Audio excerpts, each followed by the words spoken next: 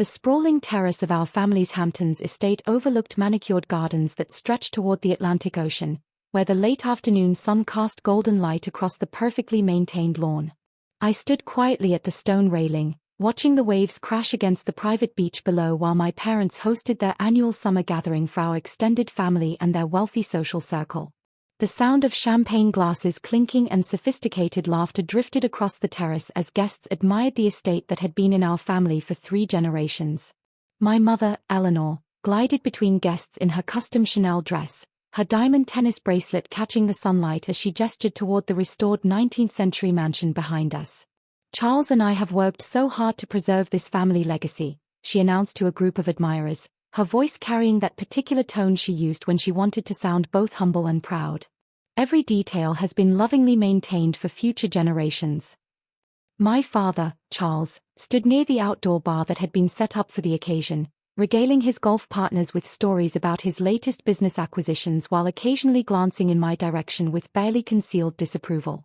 At 31, I was the family disappointment who had chosen to work as a freelance environmental consultant instead of joining the family's real estate development firm like my older sister Catherine had done. My simple sundress and minimal jewelry made me look like hired help among the sea of designer outfits and expensive accessories. "Emma's always been our little rebel," Mother explained to Mrs. Pemberton, one of her bridge partners, when asked about my absence from the family business discussions.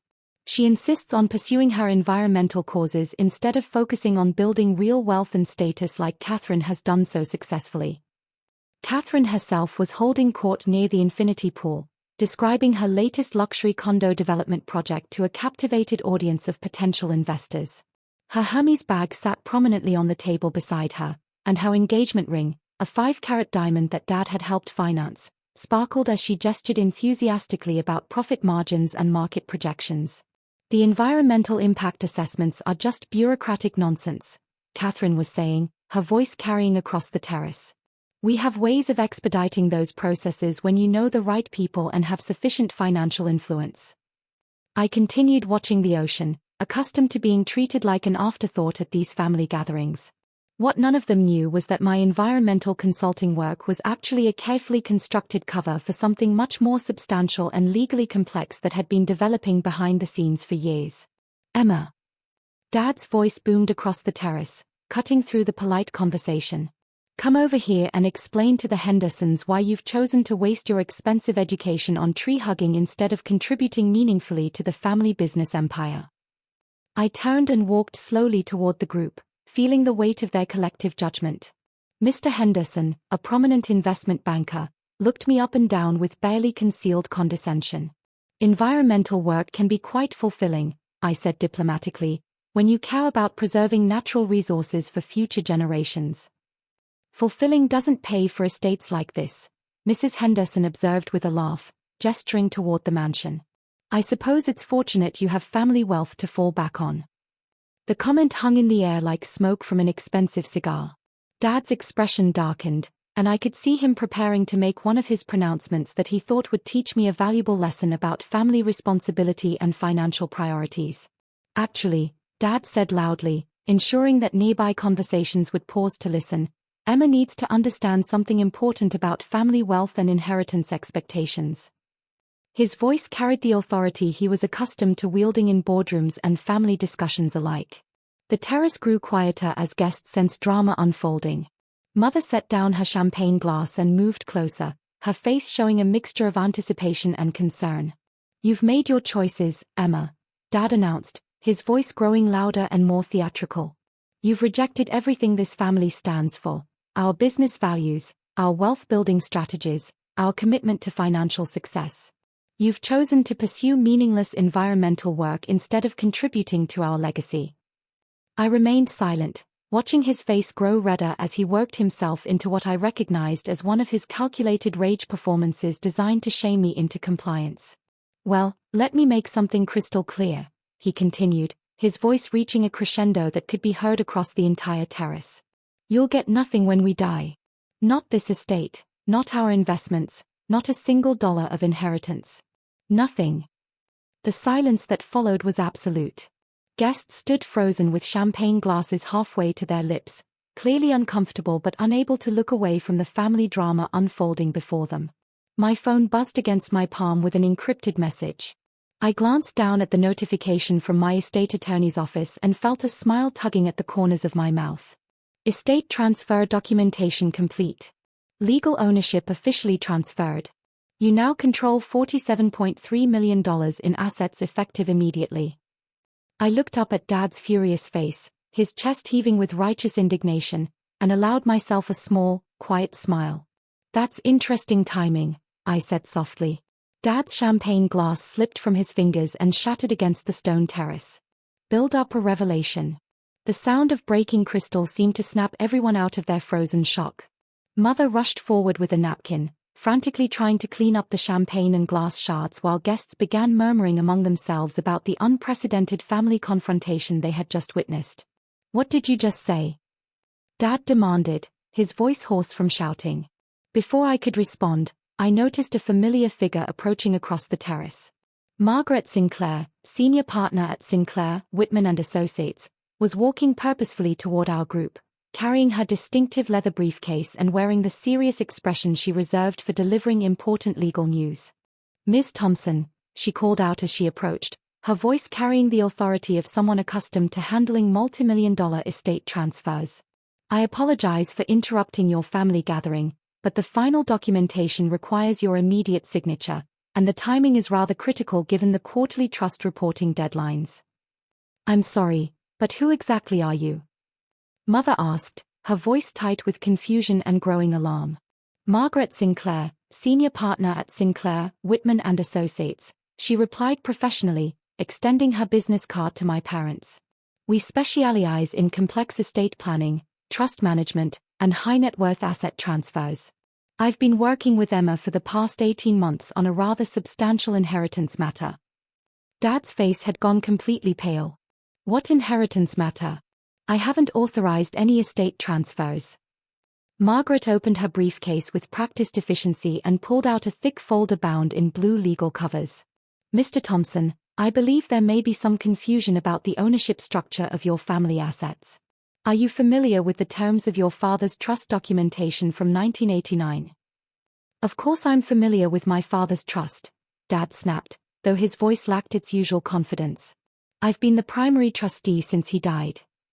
Actually, Margaret said calmly, consulting her documents, you were the interim trustee pending the activation of the succession clause. According to the original trust documents, full ownership transfers to the designated heir upon their 30th birthday, provided they meet certain educational and professional criteria. The color drained from Mother's face. What are you talking about? What succession clause? Margaret pulled out a certified copy of the original trust documentation. Your father-in-law was quite specific about his wishes.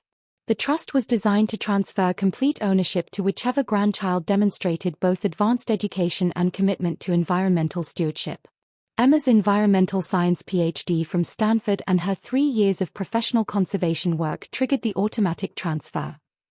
I watched my family's faces as the reality began to penetrate their shock. The environmental consulting work you've been dismissing? It was actually the requirement for inheriting grandfather's estate. This is impossible, Catherine interjected, her voice shrill with panic. Daddy controls everything. He makes all the financial decisions for the family. Margaret shook her head. I'm afraid that's incorrect. As of today, Emma owns this estate, the investment portfolio, the business interests, and all associated properties. The total value is approximately $47.3 million. The number seemed to echo across the suddenly silent terrace.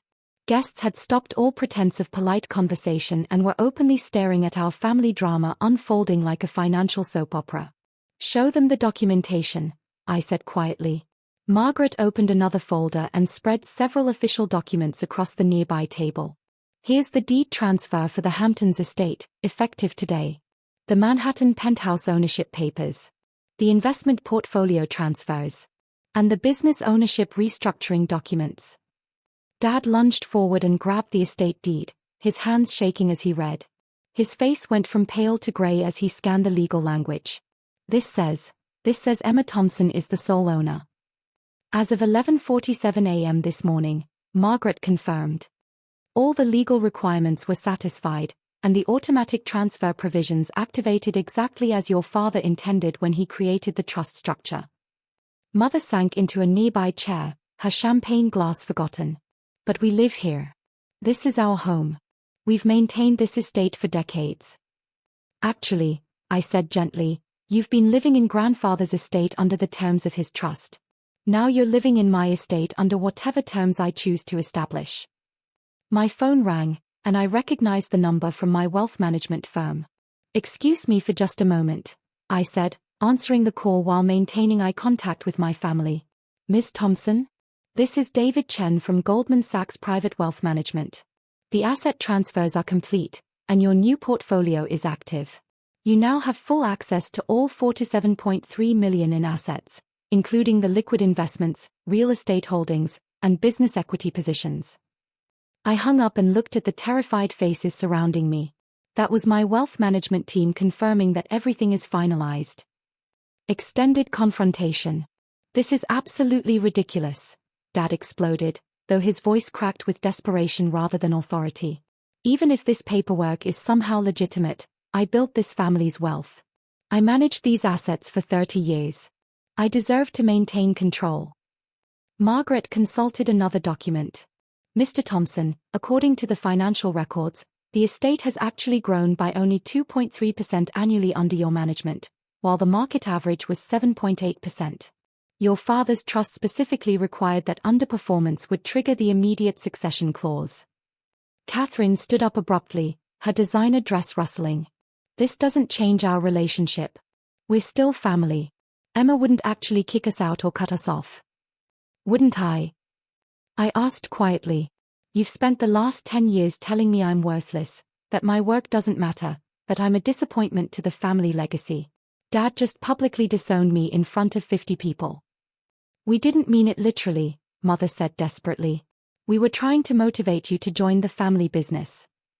By threatening to disinherit me from assets that were never actually yours to control, I pointed out. How's that for irony? Another figure approached our group, a woman in a sharp business suit carrying a tablet and looking distinctly professional. Ms. Thompson? I'm Jennifer Walsh from Coastal Property Management. We've completed the comprehensive assessment you requested of all estate properties and their current occupancy arrangements. Perfect timing, Jennifer, I said. Please share your findings with my family. Jennifer opened her tablet and began reading. The Hamptons estate is currently occupied by Charles and Eleanor Thompson under an informal arrangement with no legal lease agreements or rental payments. The Manhattan penthouse is similarly occupied by Catherine Thompson, also with no documentation or financial compensation to the estate. Wait, Catherine said frantically, you're saying I need to pay rent on my own apartment? It's not your apartment, Jennifer clarified. It never was. According to the property records, it's been owned by the trust since 1989, and now it belongs to Emma. Dad was frantically scrolling through his phone. My accountant. I need to call my accountant and my lawyer. This can't be legal.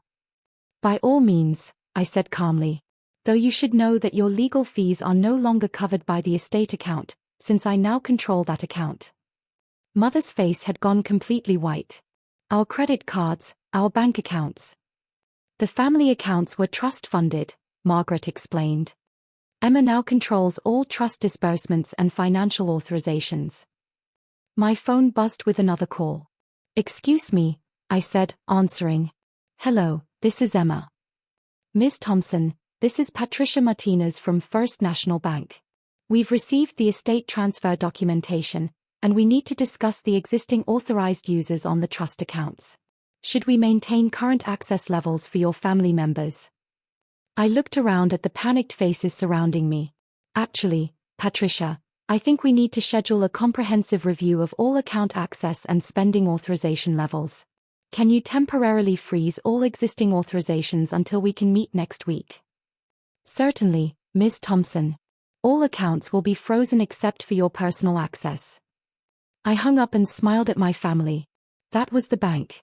They want to review account access arrangements now that I'm the owner. Emma, please, Dad begged, his earlier authority completely evaporated. You can't just cut us off from everything. We have expenses, obligations, commitments. The same way you just cut me off from my inheritance. I asked. What did you say? Nothing when we die? Catherine's phone was buzzing frantically. She looked at it and her face went ashen. My credit cards are being declined. The bank is calling about my car payment. Interesting how quickly financial reality sets in, I observed. Jennifer cleared her throat. Miss Thompson, regarding the property occupancy arrangements, what would you like me to tell the current residents about lease agreements and rental payments? The question hung in the air like a financial sword of Damocles. Every guest on the terrace was now openly listening to our conversation, watching the complete reversal of family power dynamics unfold in real time. I think, I said slowly, we need to establish some formal arrangements. Market-rate rental agreements for anyone who wants to continue living in my properties. Market rate for the Hamptons estate would be approximately $38,000 per month, Jennifer informed everyone. The Manhattan penthouse would be $22,000 monthly. Mother made a strangled sound. We can't afford that kind of rent. Then perhaps you should consider downsizing, I suggested. You know, like you've been telling me to do with my lifestyle choices. Dad's hands were shaking as he scrolled through his phone contacts. I'm calling Richard Pemberton. He's a lawyer. He can fix this. Mr. Pemberton is here at the party, I pointed out. Why don't you ask him now? Dad looked around frantically until he spotted Mr. Pemberton near the bar, then practically ran toward him, his earlier dignity completely abandoned. I could hear fragments of their urgent conversation. Inheritance law, trust documentation, can this be challenged? Mr. Pemberton's voice carried back across the terrace. Charles, if the trust documents are legitimate and the succession clauses were properly executed, there's really nothing. These things are ironclad when properly structured. Catherine was crying now, her perfect makeup running down her cheeks. Emma, we're sisters. You can't destroy our relationship over money. I'm not destroying anything, I replied calmly. I'm simply establishing the same financial independence you've all been insisting I needed to develop. Margaret packed up her documents efficiently. Emma, the quarterly trust reports need to be filed by Friday. Should I schedule a meeting to review the beneficiary distributions and family support arrangements?